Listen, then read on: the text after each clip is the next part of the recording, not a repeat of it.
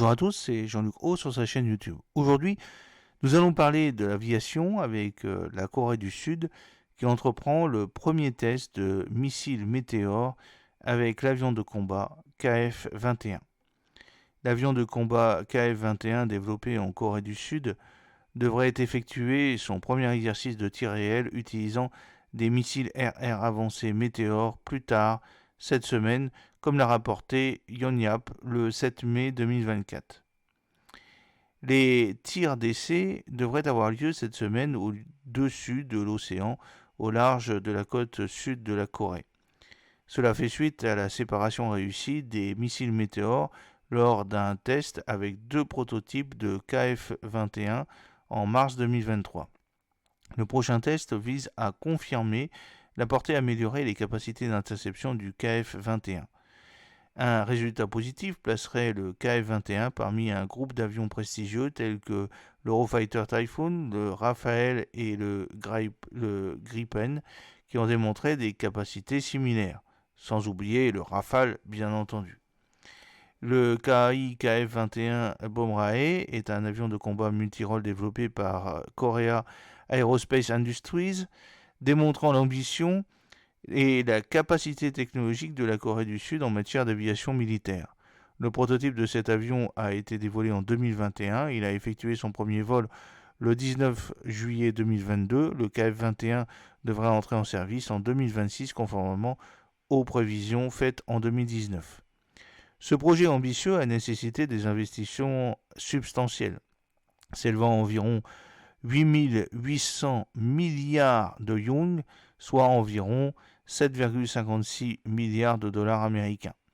Chaque unité du KF-21 est estimée à 50 millions de dollars américains. D'un point de vue technique, le KF-21 est propulsé par deux turboréacteurs double flux F414-400K. En termes de dimension, l'avion a une envergure de 11,2 mètres, une longueur de 16,9 mètres et une hauteur de 4,7 mètres.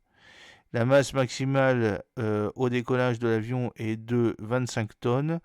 Le KF-21 peut atteindre une vitesse maximale de 2250 km/h et dispose d'une autonomie opérationnelle de 1000 km. Le KF-21 est conçu pour être équipé de 4 missiles Météor. Il est prévu de commencer à équiper l'avion le mois prochain. Le missile Météor, quant à lui, est un missile RR à portée visuelle développé par MBDA, un consortium européen, et est en service depuis 2016. Ce missile pèse 190 kg et mesure 3,65 mètres de long pour un diamètre de 17,8 cm. Il est équipé d'une ogive à fragmentation hautement explosive, optimisée pour détruire efficacement les cibles aériennes grâce à un mécanisme de détonation de proximité ou à impact direct. Le Météor est équipé d'un moteur fusée caréné statoréacteur, une technologie qui lui permet d'ajuster la poussée en vol pour maintenir la vitesse et l'efficacité sur de longues distances. Le missile peut atteindre des vitesses supérieures à Mach 4 et est conçu pour fonctionner efficacement à une portée maximale de plus de 200 km avec une zone de non-évasion dépassant 60 km, ce qui le rend extrêmement difficile à esquiver une fois lancé. À des fins de guidage, le Météor utilise une navigation inertielle complétée par des mises à jour de trajectoire à mi-parcours via une liaison de données et un guidage radar actif du terminal pour localiser et suivre avec précision les cibles jusqu'à l'impact. Cette combinaison de technologies garantit une très grande précision, même contre des cibles maniables à grande vitesse. Le missile Météor a été intégré à plusieurs plateformes de lancement avancées, notamment le Dassault Rafale, l'Eurofighter Typhoon, le Saab JAS 39 Gripen et désormais le KAI KF-21 Bomrae.